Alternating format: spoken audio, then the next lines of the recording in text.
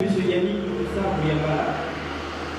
Je suis le président national du parti Agir Ensemble, qui est un parti politique créé en République démocratique du Congo en 2021. Nous évoluons dans le paysage politique depuis janvier 2021 et donc nous essayons d'apporter notre pierre pour l'amélioration des conditions de Congolais et surtout pour répondre aux défis et challenges du changement de la République. C'est pour cela que nous faisons la politique.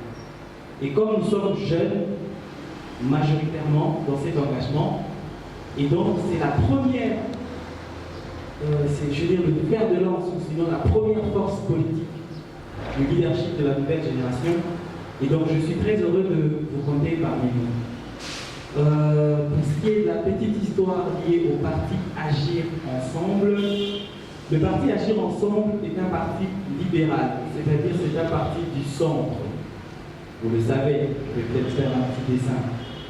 En politique, il y a des courants doctrinaux, ou sinon des pensées de base. Il y a ce qu'on appelle le parti de gauche, les partis socialistes.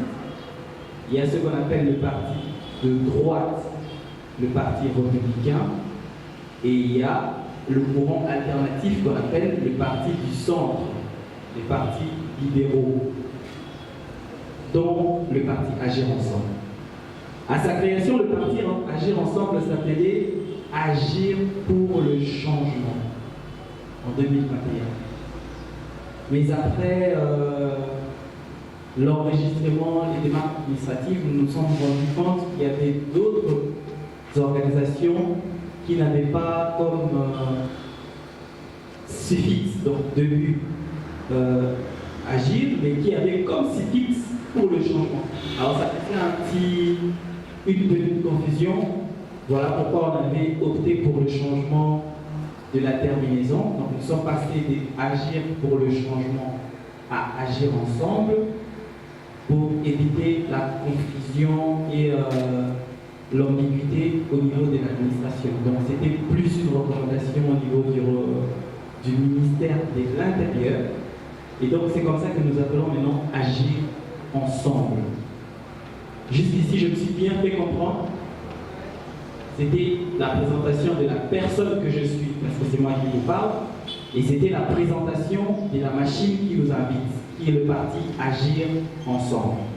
On est d'accord? Très bien. Alors, je vous remercie pour votre visite, si c'est une première fois qu'on se rencontre. Et pour tous les camarades, je vous remercie. Et je vais aussi vous présenter un cadre du parti qui est responsable en province, donc la province de... comment ça s'appelle encore? Colonie, c'est ça. La province du Colonie. J'appelle le camarade Yannick Assenebe, jusqu'ici devant, il va vous saluer. On l'encourage quand il s'élève. Il vient de nous.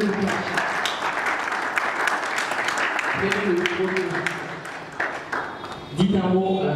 C'est le responsable de l'interfédération de Agir Ensemble Colonie, qui est là en court séjour, et c'est comme ça qu'il s'est réuni avec nous. Bonjour à tous. Vous allez bien, j'espère. Agissons intelligemment. Merci, camarade Yannick. Voilà, et je remercie infiniment à tous les autres invités spécifiques qui ne sont pas nécessairement du Agir, mais qui n'arrêtent pas de nous encourager et soutenir notre combat. Il s'agit de la société civile. Je demande à Mme Nancy de s'élever, on va aussi l'encourager. On salue Mme Nancy.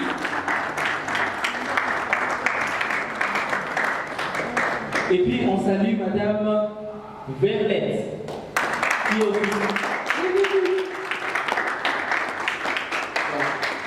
Merci. Et on salue aussi notre camarade qui est le responsable de la coordination de l'organisation des amis vivant avec handicap.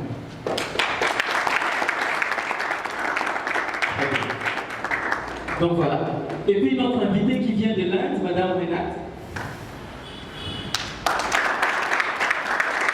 Okay.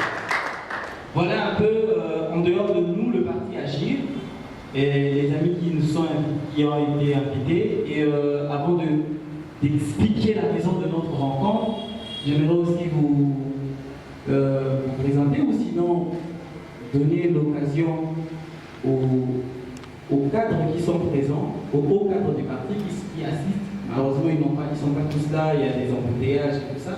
Mais dans la salle, nous avons le président interfédéral de Funa et puis l'interfédéral de tout Kinshasa, Madame Joël. Madame Joël, vous pouvez vous lever. Levez-vous. Vous allez dire un mot? Nous sommes chez vous, hein, c'est l'interfédérale Kinshasa, donc c'est elle la patronne de Kinshasa. Et puis l'interfédérale de Funa. Nous suivons les cas. Alors très bien, je vais me lever pour que je me fasse très bien comprendre. Pourquoi nous nous sommes rencontrés aujourd'hui? Quelle est la raison? Il y a un petit moment, j'avais fait un petit déplacement pour me faire soigner. J'étais un peu souffrant. Et donc pendant ma préparation pour le retour, pendant que je m'apprêtais à rentrer, je devais rentrer à Zaka 6 avril. Donc 2 jours avant cette date-là, je suis tombé sur une information qui m'a mis KO. C'est tous les jours que je fais un monitoring pour savoir ce qui se passe chez moi et tout ça. C'est tous les jours que je le fais. Alors ce matin-là, c'était un matin du 3 avril. 3 jours avant mon retour, donc je prends mon téléphone, je vois une info, je pensais que c'était un fake news. Alors je reprends le titre de l'information, je vais sur d'autres sites, ça se confirme, et je prends les coordonnées, j'appelle des amis qui sont en province, des amis de l'autre organisation, et l'information était confirmée. Et c'était quoi l'information? Ils avaient découvert, par hasard technique, je pense qu'ils voulaient faire sûrement du champ ou quoi, une fosse commune où il y avait de restes humains. Donc, quand ils ont retrouvé ça, ils ont appelé les amis de la Croix-Rouge, vous savez, les amis de la Croix-Rouge qui arrivent pour enfin enterrer les gens avec dignité. Alors, quand ils sont arrivés, ils ont pris les sacs, ils ont commencé à compter les restes. Donc, ils mettaient le reste humain, c'est-à-dire les squelettes et tout ça. Alors, ils ont pris le premier squelette, ils ont mis dans le sachet, ils ont pris le deuxième, ils ont mis dans le sachet, ils ont pris le troisième, et finalement, ils sont arrivés à 10, ils sont arrivés à 20, ils sont arrivés à 30, ils sont arrivés à 100, ils sont arrivés à 150, ils sont arrivés à 200, ils sont arrivés à 350, à 400, et finalement, ils sont arrivés à plus de 500.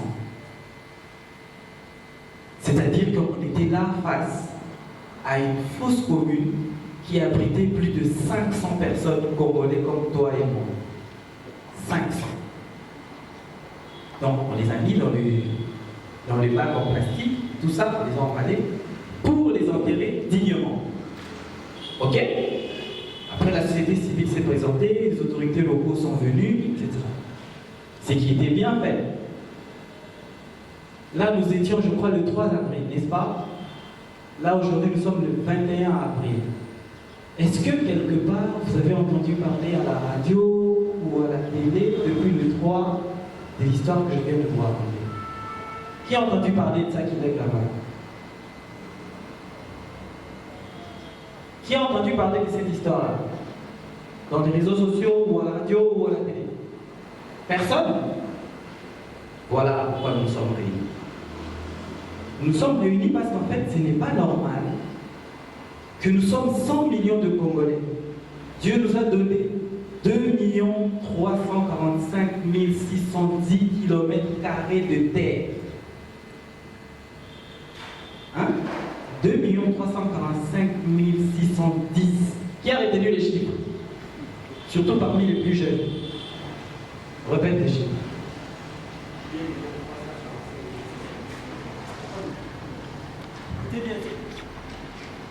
2 345 610 km². Non, ils n'ont pas compris. Écoutez, présente-toi d'abord. Je m'appelle Christian Chilolo Chikungu. Maintenant, dis les chiffres. Alors, les chiffres, c'est 2 345 610 km². On applaudit pour lui.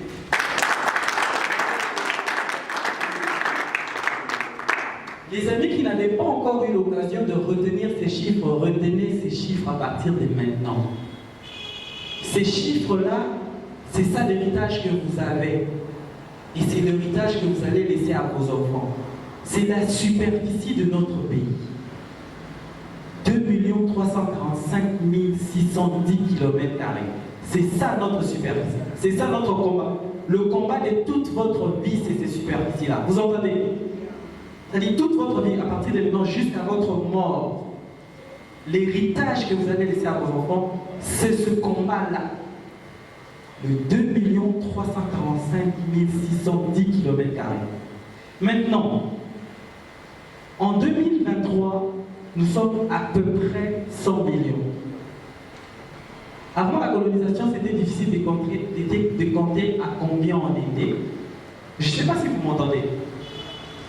Mais quand le Mundélé est venu nous coloniser, après la colonisation en 1960, quand les choses étaient suffisamment organisées, les premières estimations de notre population étaient de 15 millions de Congolais dans l'ensemble de 6 provinces. Donc en 65 ans, nous sommes passés de 15 millions à environ 100 millions, plus de 6 fois notre chiffre. Et nous sommes 100 millions. Nous avons 2 345 610 km² et quelqu'un entre chez nous, que ce soit notre frère ou un étranger. Il vient, il tue 500 parmi nous. Il les enterre dans une fosse commune, sans dignité. Et il disparaît et personne ne le connaît et ça ne nous dérange pas. Est-ce que vous êtes d'accord avec ça? C'est-à-dire, pour que vous puissiez comprendre. Maman, chère, vous êtes combien dans votre famille? 7. Ils sont 7 dans leur famille. Quelqu'un entre. Il tue 3 parmi eux. Il disparaît. Et ils sont tous là, 7 en train de regarder, ils ne parlent pas. Est-ce que c'est normal? C'est normal? C'est ça. Nous sommes ici pour dire que ce n'est pas normal ce qui s'est passé. Nous devons réclamer la justice, la reconnaissance et la dignité de ce 500 compatriotes congolais. Même si on ne le connaissait pas de nom et des familles.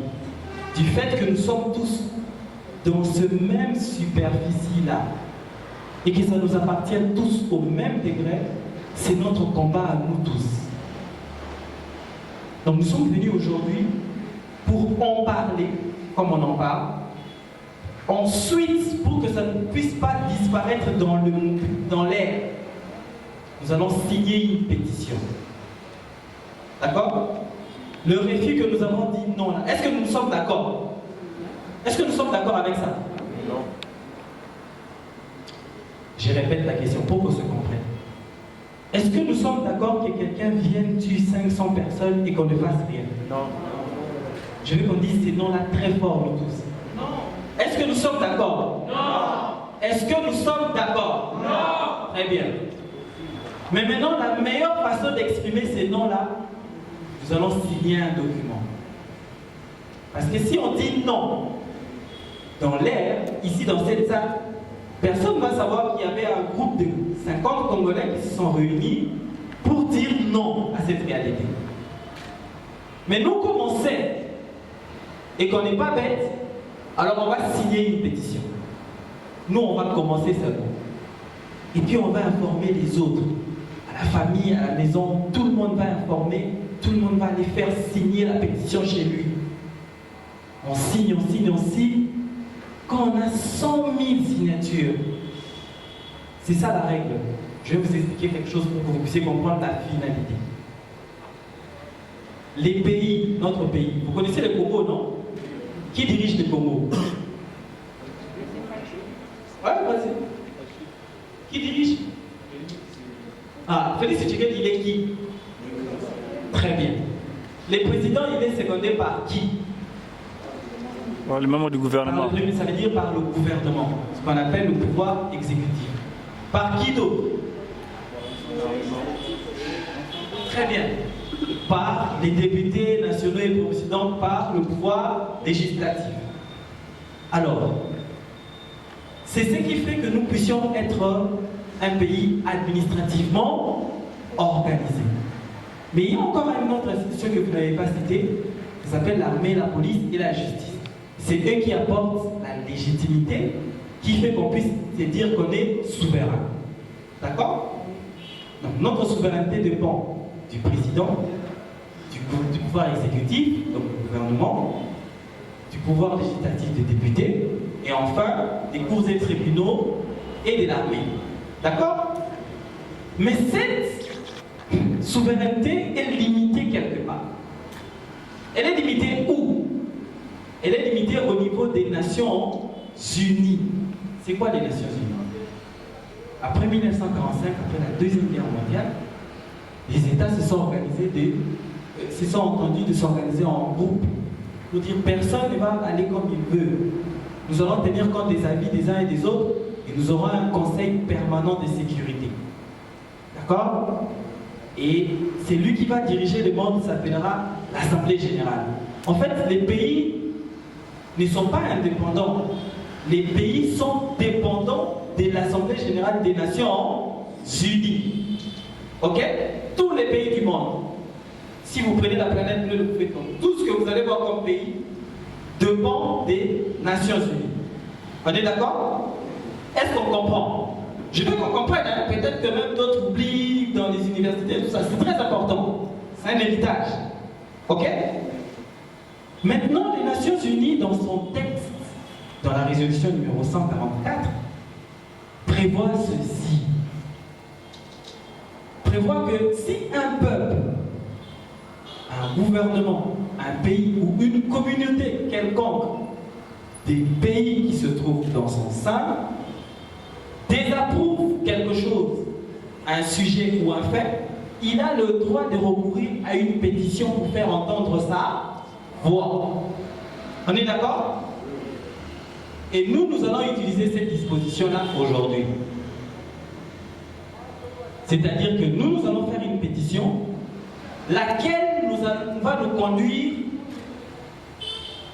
aux Nations Unies. Nous allons nous adresser aux Nations Unies. Nous allons récolter 100 000 signatures, comme c'est la règle. Et nous allons ramener nos 100 000 signatures pour déposer au niveau du Conseil de sécurité pour dire deux choses. La première chose, nous voulons qu'on reconnaisse cet acte-là comme étant un génocide. Le massacre là, parce que c'est un massacre en fait. On a massacré les gens. Puisque nous ne connaissons pas l'auteur, nous pensons que ce sont des étrangers. Ça veut dire les gens qui sont venus de l'extérieur. Alors, si ce sont des gens qui sont venus de l'extérieur, ça signifie qu'il y a des motivations occultes. Pour qu'on se comprenne. Qui peut nous définir le mot génocide? Je veux qu'on se comprenne.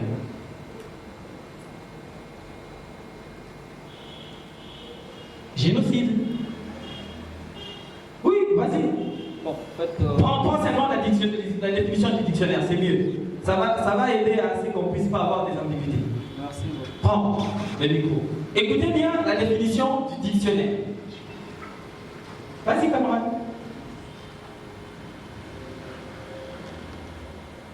Physique, intentionnelle, totale ou partielle, d'un groupe humain, entre parenthèses, national, ethnique ou religieux. Ce qui veut dire que les membres sont exterminés ou rendus incapables de procréer en raison de leur appartenance au groupe. La deuxième définition, Alphonse Péguéré, hécatombe, mort violente et rapide d'un grand nombre de personnes. Très bien. Vous avez entendu les définitions? Vous avez retenu? La première définition, c'est ce qui m'intéresse le plus. On parle de l'élimination physique d'un peuple. D'accord? Le peuple, c'est qui? Tout le monde qui était mort là, c'est les Congolais, n'est-ce pas? C'est-à-dire qu'on en voulait aux Congolais. On est d'accord? C'est-à-dire, ils sont venus parce qu'ils nous ont voulu, nous, et ils ont trouvé un groupe de Congolais que nous sommes isolés quelque part, 500, ils les ont tous tués et ils les ont mis dans une fosse commune. Donc, la première démarche que nous voulons, c'est que les Nations Unies reconnaissent officiellement ce massacre-là comme étant un génocide. Élimination physique d'un peuple, intentionnel, C'est bien dit dans la définition. Élimination physique intentionnelle d'une communauté. C'est ce que nous voulons. Et les Nations Unies reconnaissent officiellement que cette élimination physique-là était intentionnelle. Je vous reçois, Président. Il faut venir de nous. C'est le président fédéral de Tchad. Salut le président. Voilà. Donc, c'est la première démarche. On est d'accord? On se comprend jusqu'ici? C'est la première chose qu'on demande aux Nations Unies. La deuxième chose qu'on demande aux Nations Unies dans la pétition, c'est la poursuite sévère des auteurs de ces crimes-là.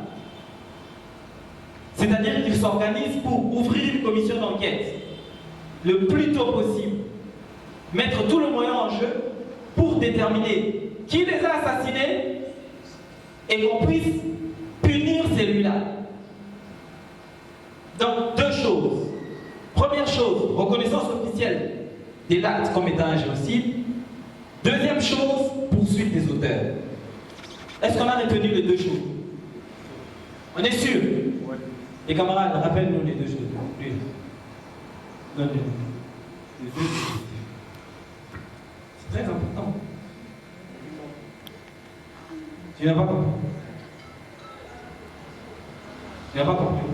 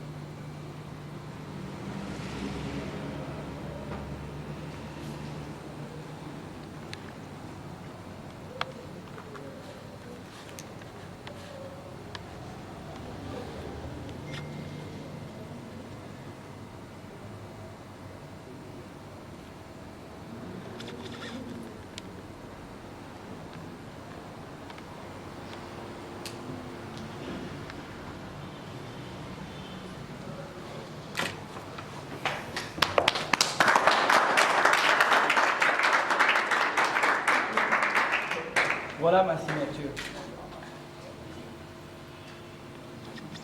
Mais quoi? Merci.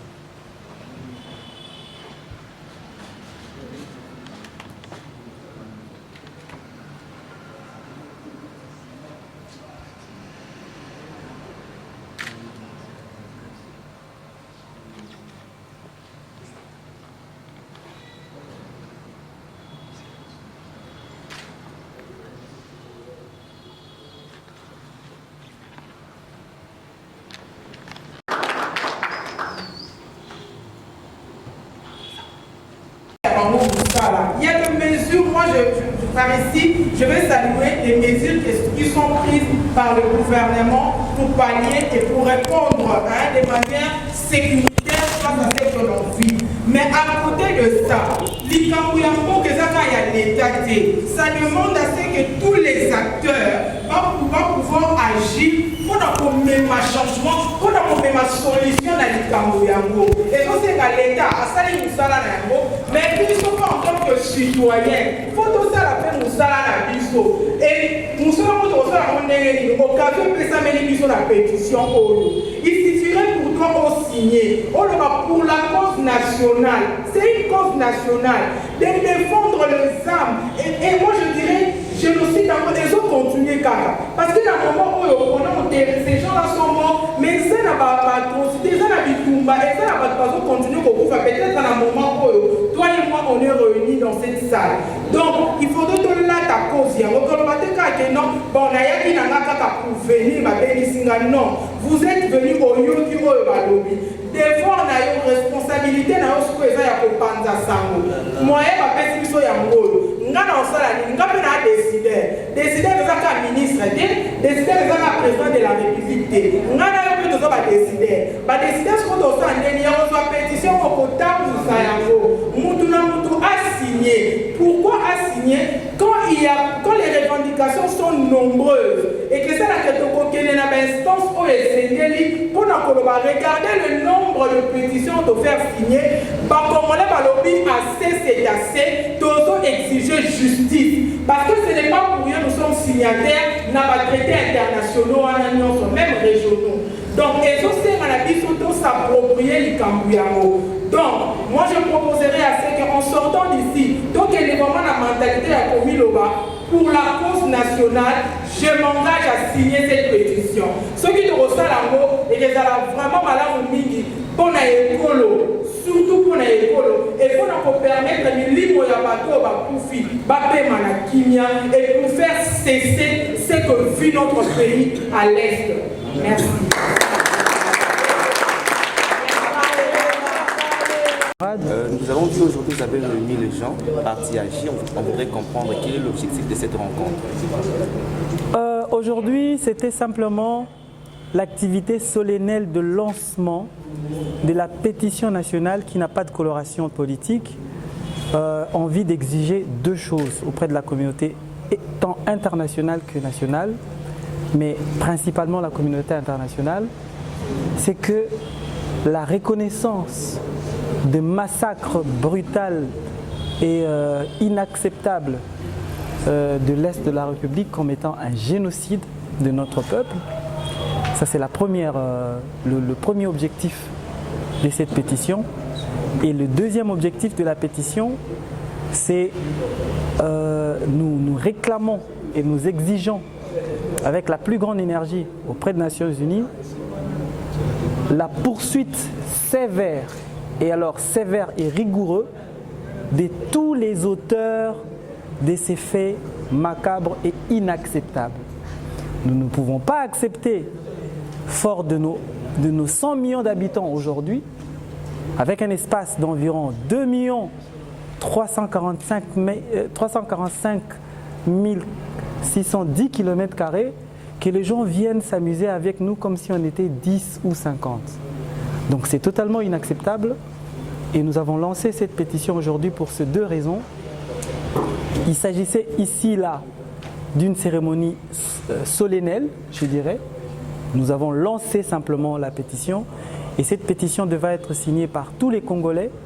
C'est vrai que l'initiative est partie de nous, Agir Ensemble, mais ce n'est pas une activité exclusive de Agir, non. C'est une démarche nationale, c'est une démarche d'intérêt national et patriotique. Et donc j'appelle toute la population congolaise, soucieux de l'intégrité physique de Congolais et soucieux de la dignité humaine de Congolais, de pouvoir adhérer à cette démarche. Parce qu'avant de réclamer les autres droits qui nous revient légitimement, le droit des bases, c'est d'abord ces deux droits. Le droit à la dignité humaine et le droit au respect de l'intégrité physique en tant qu'humain. Alors, profitant de l'occasion, vous avez parlé de la superficie de la RDC, vous avez parlé aussi de la génocide. Il n'y a pas plus longtemps, le week-end dernier, le président Paul Kagame au Bénin, il a tenu un discours en disant qu'une partie de la RDC doit être annexée au Rwanda. Et quel est votre un mot à dire par rapport à ça que vous allez dire aux personnes qui vont vous suivre?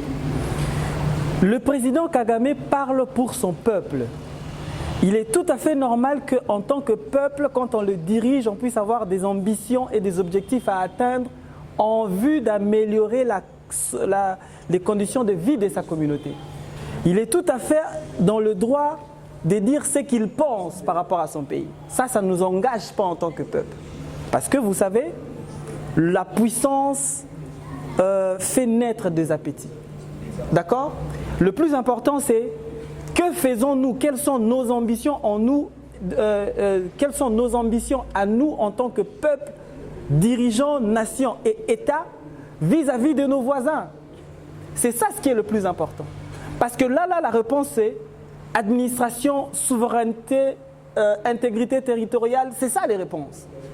Ça veut dire nous aussi, je peux me décider de dire aujourd'hui, bon, désormais pour le bien-être de Congolais, 3 345 000 mètres ne suffit plus, il nous faut une partie de l'Ouganda. Je ne sais pas si vous comprenez. Là encore, la démarche est encadrée par les lois internationales, heureusement. Il y a aussi la communauté internationale, heureusement, mais ça ne suffit pas. Le plus important, c'est les ambitions des dirigeants. Quelles sont nos ambitions, nous, en tant que peuple, en tant qu'État, en tant que république, en tant que communauté, en tant que nation. Nous ne pouvons pas commencer à lui répondre. Ce n'est pas un jeu ping-pong question-réponse. Il peut nous raconter ses rêves et tout ce qu'il veut. Il peut dire ce qu'il veut de sa vie et de son peuple. Mais il ne va pas réécrire l'histoire. D'accord ? Je suis contre la déformation de l'histoire, mais je ne veux pas répondre par rapport à ses ambitions personnelles. Ça lui concerne lui. Mais la déformation de l'histoire, dire des choses comme que une partie ou sinon une partie du Rwanda serait à aucun moment le Rwanda, à aucun moment de l'histoire, là je parle de l'histoire, à aucun moment le pays de Paul Kagame avait des superficies plus grandes que ce qu'il a aujourd'hui. À aucun moment de l'histoire. Ça veut dire que si nous restons par rapport à l'histoire, on n'a pas à lui répondre, on n'a même pas à écouter ce qu'il dit. Nous allons considérer ses propos comme quelqu'un qui réfléchissait à haute voix. Il s'agit de sa vie, il se la raconte comme il veut la raconter. Mais nous, ce qui est plus important pour nous, c'est notre position en tant que peuple. Quelle est notre position quelles sont nos ambitions en tant que peuple? C'est ça le plus important. Répondre, s'interroger, c'est lui donner une notoriété que nous devons éviter. Parce qu'effectivement, en faisant comme il a fait, ça s'appelle un ballon d'essai. Il essaye de voir si jamais j'allais dans cette direction-là, qu'est-ce que ça donnerait. Il faut juste qu'on l'ignore et qu'on tienne compte de nos ambitions à nous en tant que peuple. Et ça se limite là. Merci beaucoup. Je vous en prie. Oui. Siloé TV. Bonjour monsieur Yannick. Bonjour monsieur. Je suis de Siloé TV. Alors j'ai une question à vous poser. Ma question est celle-ci. Vous avez eu l'initiative d'avoir cette pétition nationale carrément pour contrer les atrocités qui se passent dans l'Est du pays. Est-ce qu'avez-vous une idée sur la stratégie préventive pour éviter que ces atrocités se reproduisent encore une fois de plus en ce qui concerne la partie Est du pays? Très bien, c'est ça en fait. Prévention égale administration. Prévention égale présence réelle de l'administration du pays. Prévention égale souveraineté territoriale. Prévention égale tout ça. Et tout ce que je viens de citer demeure encore dans le cahier des charges de ce qu'on peut considérer comme des défis aujourd'hui pour nous en tant que peuple, en tant qu'État et même en tant que gouvernement. C'est-à-dire que ce sont des situations à défi, ce sont de sujets qui se présentent encore comme des défis, mais lentement et sûrement, nous allons certainement y arriver. Cependant, chacun est appelé à répondre par rapport à son statut. Ici, moi, je prends la parole ou je prends l'initiative, pas en tant que membre d'un gouvernement parce que je ne le suis pas, mais je le prends en tant qu'acteur politique complet parce que je suis président national d'un parti politique. Dans mon rôle de président national de parti politique ou sinon dans mon rôle de politique, je suis en position de pouvoir initier une pétition, par exemple, pour essayer de recevoir l'avis de mes compatriotes congolais afin d'activer une disposition légale dans le contrat des Nations Unies dont nous faisons partie pour essayer d'exiger à cette institution de pouvoir réagir de manière juridique et légale parce que si reconnaissance il y a et poursuite des auteurs il y aura crainte de récidive. Vous imaginez? C'est-à-dire que si on définit clairement que c'était un génocide et qu'on arrivait ou on parvenait à sanctionner sévèrement les auteurs, cela va donner un message pour ceux qui vont rester après pour dire tiens, je ne peux pas agir comme ça parce que regarde ce qui est arrivé aux autres.